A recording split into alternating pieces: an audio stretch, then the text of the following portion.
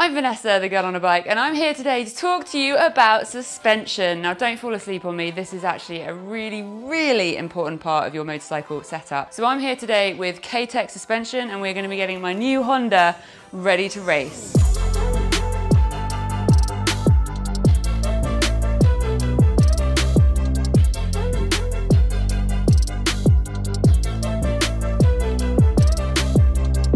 Loads of people often ask me what modifications should I do to my motorcycle, and from my own personal experience, the suspension is the #1 thing I would say you should change. Don't worry about your exhaust or any of the other stuff, get your suspension right. There's a lot of videos out on YouTube talking about all the tech, and for me, honestly, a lot of that goes straight over my head because it sounds so complicated and completely out of my mechanical reach to grasp and understand. So I'm really going to hope this video will help give you a little bit more of maybe a layman's understanding of what suspension does and why it is really important to put the time into getting your suspension set up. So what does suspension do on your motorcycle? Now, the easiest way for me to try and describe this is if you think about your bike is the item that's between your body, which is moving around, compensating, doing its thing with weight, and the ground underneath you, which is also throwing all kinds of things at your motorcycle. So you've got bumps, whether it's tarmac, whether it's off-road, whether it's stones, sand, water.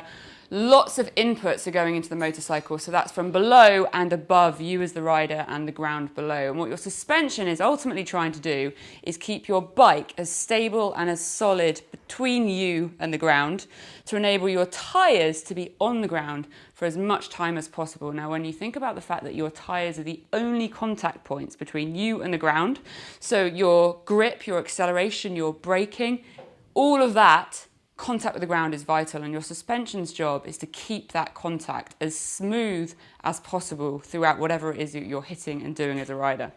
So the Honda is in the K-Tech suspension workshop. Pretty cool. Michael here is working away. I feel very lucky having someone working on my bike. We've got the front springs off already, and we're getting the right suspension set up for me going on. Woo! Ba-dam! It's even red as well. It's even red. Am I strong enough? I can't even begin to move that with my one arm. You wouldn't even do two arms. Wouldn't even. The first most important thing for suspension is getting your spring to be the right weight-bearing spring for you as a rider.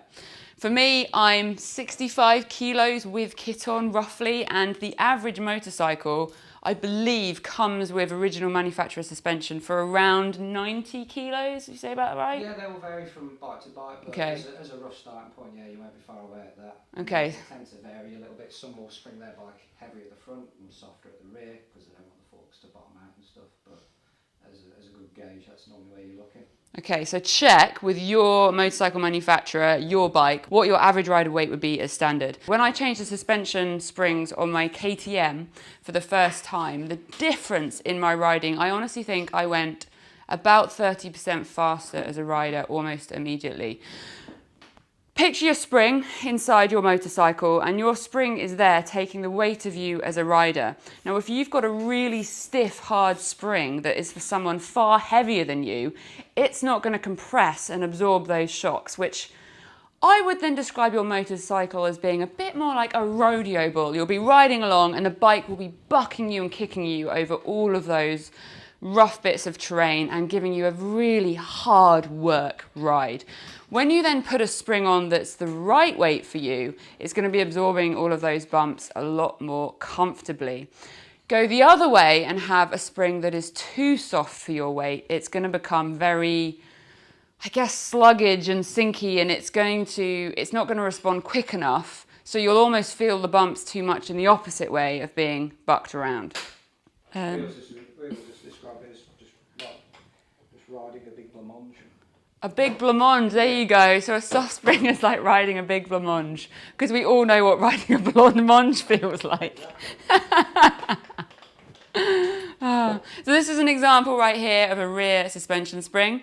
This is an incredibly strong I cannot compress that at all, but if I could, it would certainly be too soft to go in my Honda.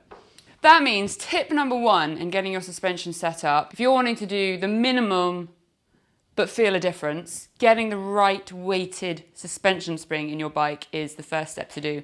Now, this is something that you can relatively easily do at home with some YouTube videos. So you don't have to go for really expensive suspension support through a mechanic. Obviously, you know, these professionals know what they're doing, and there's a reason why you can pay professionals to get it set up. But I know a lot of people are on a budget, including myself when I did my KTM and my Husqvarna suspension.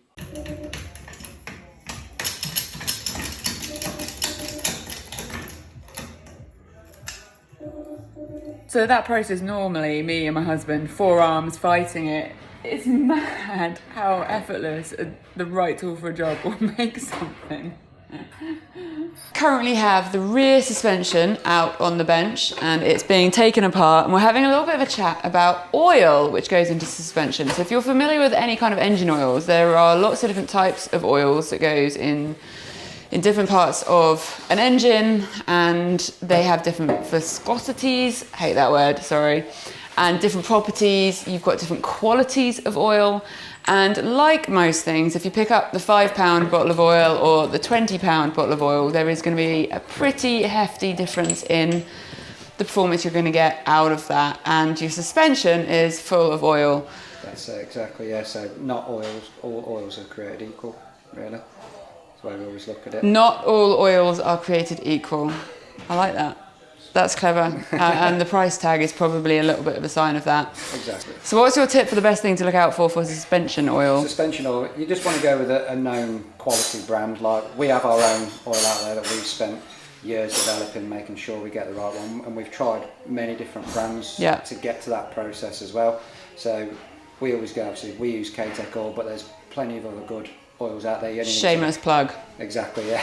K-Tech oil. Yeah, again, you only need to look for good quality names. If you're looking like an own brand oil, you know, say any of like the car dealerships and things like that, they're cutting back on the oil quality, and then so they can make a big markup on it. But you go to like your main oil brands, they're all out there. You got your Motors, Silkaline, Fuchs, all of them, all great oil companies. Rock Oil as well, they're all good companies. So they'll do different ranges of oil. Yeah. They'll do like their budget line and then their premium line.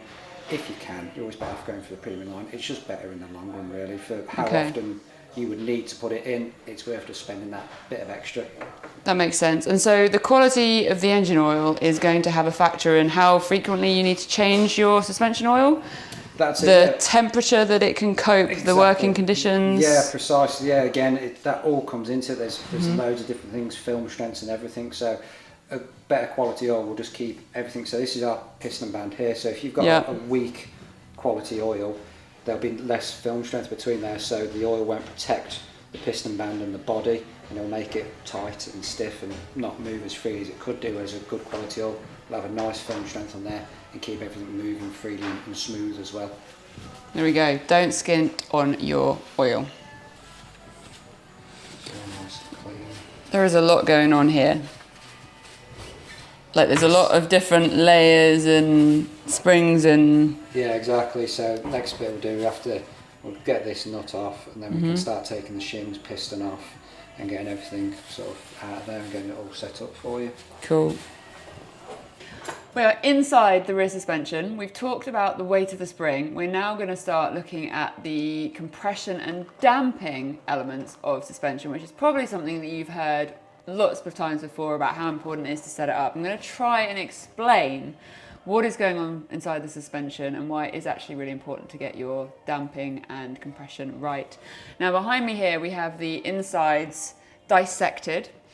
There is a piston in the centre of the suspension, and that exists in I suppose a pressurised chamber that's full of oil. And if you removed the shims, which are all of the discs that are sat around there we go, beautifully modelled, the oil can run super freely inside that compressurised area, and you therefore wouldn't get any activity as far as your compression or damping. It would just move around as freely as it wanted.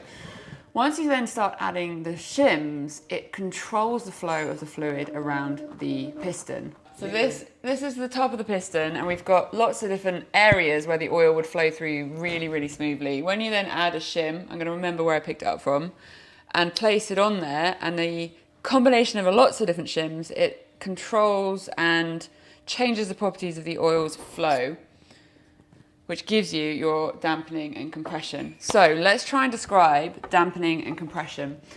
If you are riding along, you want your motorcycle, as I mentioned, to stay nice and steady with the suspension doing this so that the wheels stay attached to the ground. Now, if you get your dampening and compression right and you hit really hard, fast, aggressive terrain, your wheel is going to go up and down, compressing and dampening quickly enough to recover so that your motorcycle stays smooth and steady. But if you then had the same settings on your compression and dampening on a smooth terrain, you'd probably then find you don't get the same smooth ride because your suspension is going to be reacting a little bit too quickly. So there's a sweet spot in finding that suspension sweet spot, I suppose, to give you the smoothest ride for the terrain you're riding. So lots of different things factor what is going to be the best setup, and that's going to be the sort of terrain that you're hitting, the speed that you're going to be riding, how aggressive you're going to be riding, exactly. The conditions. Yeah, all of that comes into effect massively. Just to really make this clear, you have damping is kind of the overall system, and it covers both the compression and the rebound, and it's the compression and the rebound settings that I'm really focusing on here. Now, not all suspensions, particularly when you're talking about original manufacturer systems, will enable you to adjust those elements. It's when you really get into the more aftermarket, high performance suspensions like K-Tech where you get those abilities. Obviously in off-road riding, it's a lot more common to be able to change those settings. There will be lots of videos on YouTube on how to get the setup of those things done right. I'm not going to go through all of that geeky stuff. There is an element of that where it's worth getting a professional to help you as well. People like me. People like him. That's what I'm here for. That's what he's here for. Had all of the shims and we put all really, really thick ones in there. It'd be very difficult for the shims to be able to bend and get out of the way of the oil. So that would then make the damping really hard, whether it be on the rebound or compression side. And then if we went the other way, if we made all the shims really thin and easy to bend, like that, they could just move out of the way very easy, and that would then make it really soft. Okay. So the simplest way, all you're doing is just controlling oil. You're just letting it go either faster or slower through the piston, and that's where the key is really, is knowing what you want from it really, and that's where a lot of people So at the moment you're measuring all of the shims that are in there at the moment. What are you measuring them for, and are you looking to be changing some of those? That's it, yeah, basically. So we've already got a sheet that we've already done for one of these bikes. Okay. Generally what we'll do is when a new bike comes out, we'll get one like you've seen in the other room. And we'll find out where it is, what it is as standard, what we think it needs, and then we'll trial it, do some runs with it, figure out where we want to be, and then basically we've got our setting done. Amazing. So we're going to swap some of the shims out. Basically, yeah. Ooh. Cool. Good stuff. Yeah. Are they the rejects? They're the ones we don't want. Yeah, can I see them? They're the bad shims. These are the ones we don't want. They're the the shims. ones we don't want. Wow, they really are. Ooh, delicate as she drops one. Well, they're delicate in a firm kind of way. So there you go, that's a shim. Wow. What we look to do when setting up a bike for anyone, whether it be yourself, myself, or any other riders we work with, we always look to try and make a bike that makes your bad laps or your bad sections as good as your good laps. So when you go offline or running a bit too deep, over jump something, the bike will absorb, move and carry on going forward rather than just being rock hard and bucking you everywhere. Okay, now the insides are back together, we've got to re-oil it. There is a magic machine that does it. So the shock is going to get put in there, the air will get sucked out, so the whole system's then pressurised inside it, and then it will get filled up with the K-Tech oil. That's it.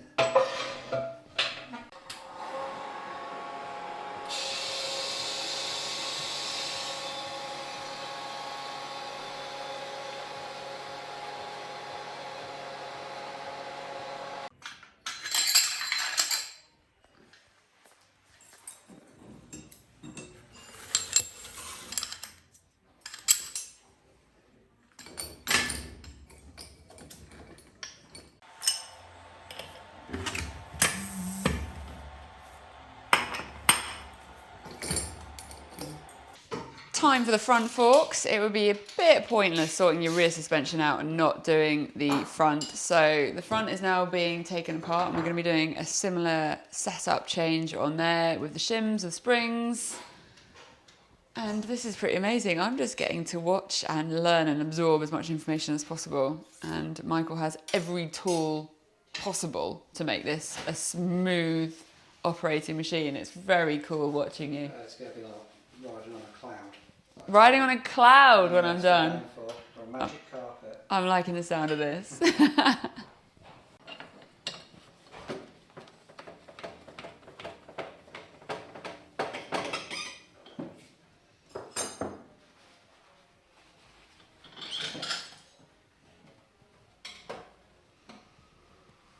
I am like full on geeking out in the K-Tech workshop. They've got massive lathes and huge machinery, every tool you could possibly need to sort out everything on your suspension. It's really cool. And they have Teng tools. Obviously, if you've seen anything in my workshop, you realise that I'm a little bit in love with Teng tools, to the point that I even have Teng tool sunglasses.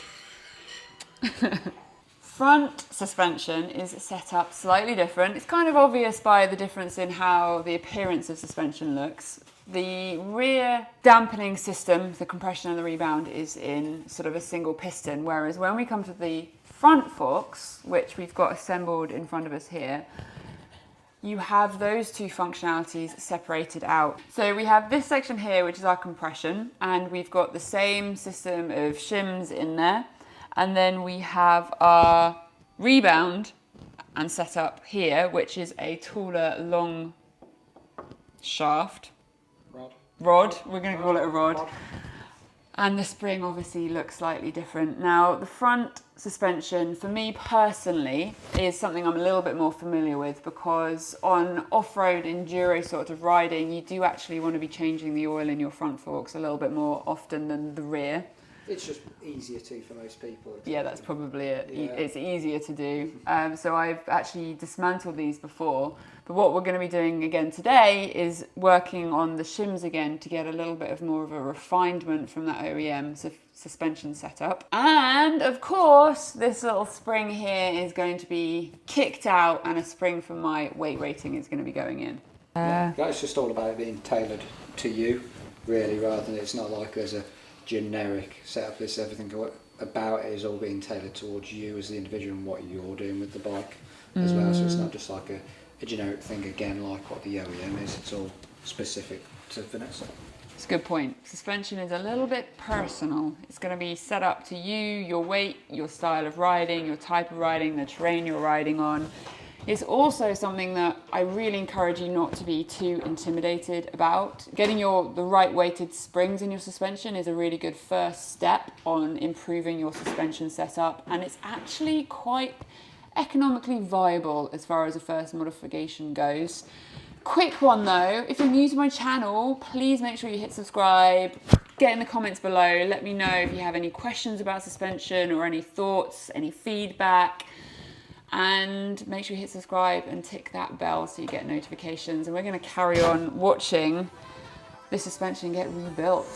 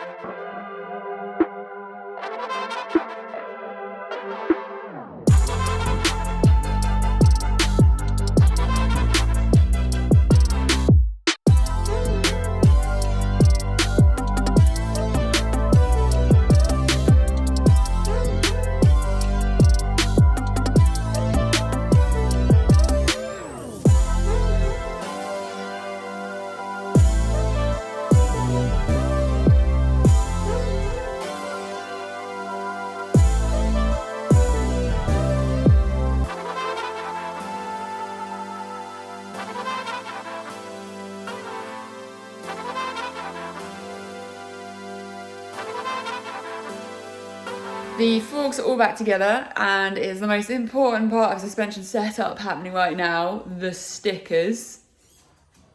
Getting you 2 seconds a lap now. 2 seconds a lap. So is that per sticker? That is per sticker, yeah.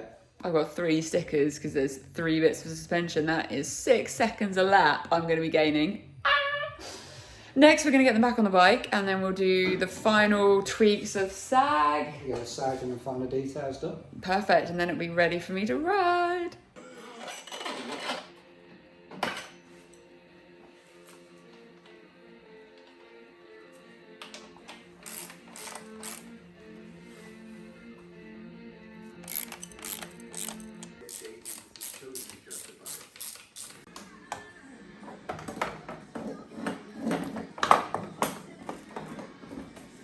So I'm having my suspension set up on the new Honda to enable me to get the smoothest ride possible for the challenges that I am going forward into. So cheeky plug, if you are following me on my other social medias, do check me out, The Girl on a Bike. You will have seen that I have just launched a new project called Project Dakar 2023. That is the big goal that I'm working towards. I have a lot to do in the meantime getting me there, and my Honda is going to be the first weapon of choice to get me through some of the races, training and qualifiers that I'm going to need to make it to the Big D in Saudi Arabia in 2023.